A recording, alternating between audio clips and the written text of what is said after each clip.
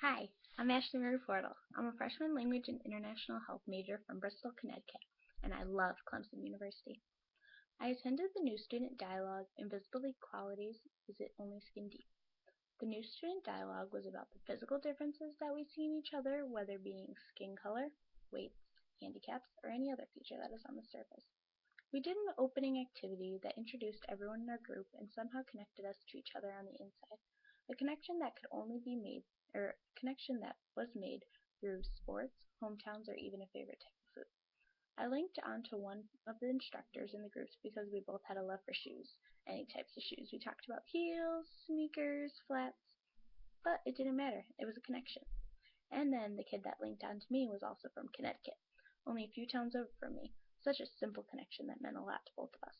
We realized that all of us had certain likes and dislikes in common that went deeper than our initial appearance. We quickly shifted from the activity that focused on the inside to an activity that focused on our outer qualities. Our instructors chose a difference so subtle yet obvious and made us all feel segregated for a few minutes. It was quite weird. Right-handed people versus left-handed people. Are we so different? As a lefty, I've always felt a little different, but it's never bothered me that much. I've been called wrong-handed, but I figured we were over that as mature college students. As a group, we made a T-chart of how being a righty and a lefty could potentially impact our everyday lives. We talked about the usual annoyances like right-handed or left-handed desks, which type of person is more creative. Most of the differences reflected on convenience and how being one or the other could make life a little more difficult.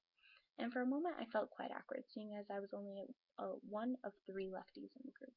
I thought about all the obstacles that I had to face growing up just because I was a lefty, and most of it was so minuscule in the grand scheme of life that I quickly forgot about it.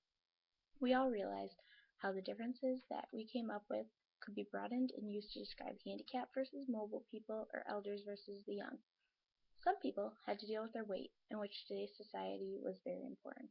The constant urge for women to be perfect size zero models when the goal is nearly unattainable and very unhealthy, and then the goal for men to all be 6'2" with buff, strong bodies, which for some people that's just not possible. Others had to deal with their skin color and how everyone already has preconceived notions of how a particular person of certain skin color probably acts or carries themselves and the traits that are associated with them. Examples brought up by people in the group were how people of African American descent had fat lips and how people with Middle Eastern backgrounds are terrorists. We're all going to have something that hinders us in life physically, but we just have to try and climb over those obstacles. But most importantly, prove to people how their preconceptions are actually false. It shocked me when certain students in the class came forward to talk about their differences and how they were perceived by people.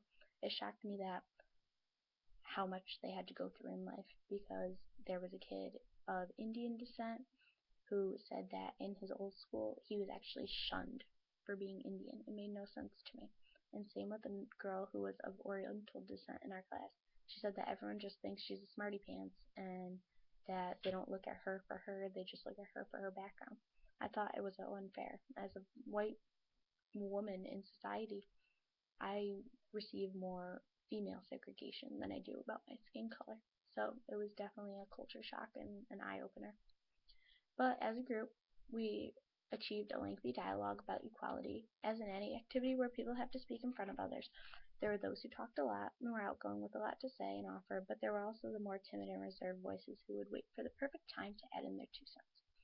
Our group was really good at bouncing ideas off each other. If one person said something, it would snowball into a full-blown debate over the statement, and a lot of good ideas were generated. Although we had a lot of activities that involved the whole class, there were a few activities where the class broke into groups of 2 or 3 where it's possible to get your word across to another person, and that is when the more reserved students in the class would fully voice their opinions in which they felt that they weren't being judged by a huge group of people. It was just one person who could fully understand them. And I felt that that was a great balance between using like everyone in the class together as a group activity, but also just having each other. I personally was more active role in the discussion. I have a very outgoing personality, and I just felt comfortable in the classroom saying how I honestly felt without feeling as if I was going to be judged for what I was saying. I believe that the new student dialogue is important to CU1000 because it shows all of us that even as freshmen, we have a voice that needs to be heard, and we can say how we are feeling about a subject without fear of getting judged by others. The new student dialogue is an effective tool to our experience at Clemson University because we are able to get to know a few other people in our class on a deeper level and share common beliefs on our society and how we believe not only as a group but as a well-known university in equality and equal opportunity for all students.